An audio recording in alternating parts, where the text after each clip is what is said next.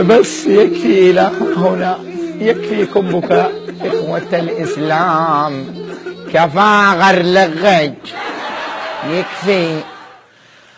سأحكي لكم قصة سيدي عندما كان يمشي في شارع فرأى بيتا فطرأت في رأسه ونمارق مريت جنب أبواب البيت، بتلكانو دكانو أبوابه دقيت ما في حد في البيت، رجع دخل له المهم فكان دخل إلى هذا البيت يبحث عن زاد، عن أي شيء يرمق سطره الباهت اللذيذ. ما هو الباهت اللذيذ؟ والله ما لي علم. على العموم دخل إلى البيت يبحث ها هنا، وكانوا أهل البيت نائمون، فكان يمشي على رأس أصابعه سخللة. شنو سخللة؟ بهمسة الراء ورقرقة البخللة. فذهب ومشى دلا دلا دلا حتى دخل غرفة نوم، وكان صاحب البيت قبحه الله نائما عليهم ما يستحقون، شابعا راويا، وصاحبنا لا يجد حق قيمة تلفون آيفون.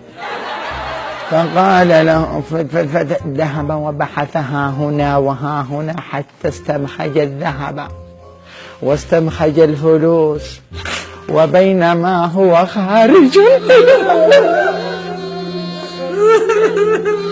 عشت يعرف علاش بكيتو، عشت يعرف علاش بتبكوا. أصح يا جن لا ما احكي القصة، أنا إذا بكيت أبكي قد أنا داري تمام. بس يلا.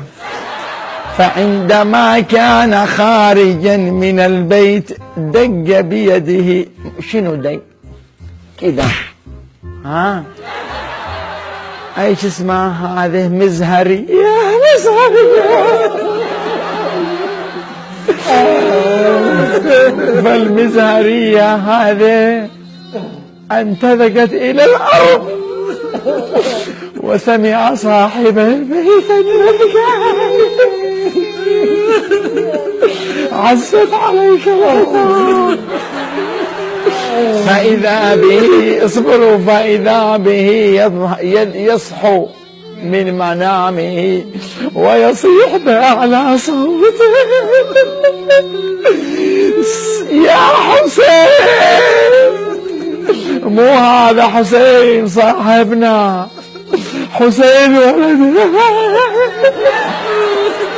فضلع لك حسين. شنو ضلع؟ أي صعد إلى الغرفة حق النوم، والأب داغش بحلوله.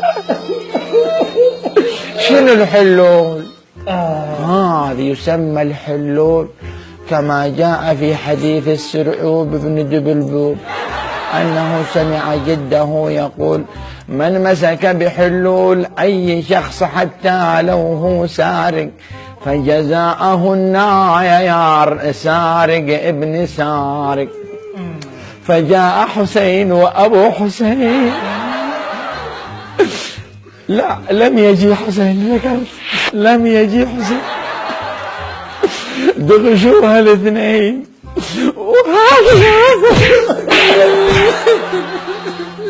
فكان صاحبنا يصيح: يا حسين! زين طلع له حسين وانه مثلات هذه الدعاء. فكان يصيح: يا حسين دلالك الوحش. فكان حسين يعني خلافه. صلوا على محمد وآل محمد. لا، عيش اللغاية هذا قلنا صلوا على آل محمد، اختصار الوقت. اللهم صل على آل محمد. أحسنتم.